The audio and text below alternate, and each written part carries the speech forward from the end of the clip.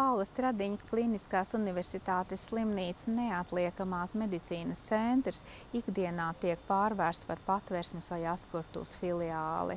Un šiem pacientiem vairumā gadījumu nav nepieciešama augsti kvalificēta medicīniskā palīdzība, bet gan sanitāri higieniskie pasākumi un sociālo problēmu risināšana.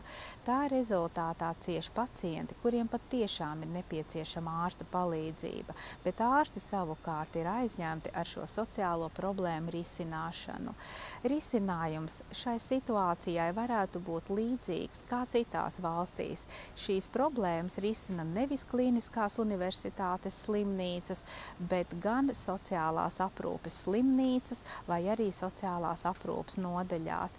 Ieguvums būtu sabiedrībai neapšaubāmi saistībā ar labāku ārsta pieejamību, ar medicīniskā personāla darba efektīvāku organizēšanu, un finansiālais ieguvums būtu mazākas izmaksas valstī, jo ārstēšanās vai palīdzību sniegšana šiem cilvēkiem Kliniskās universitātes slimnīcā izmaksā daudz vairāk kā sociālās aprūpes nodaļās vai stacionāros.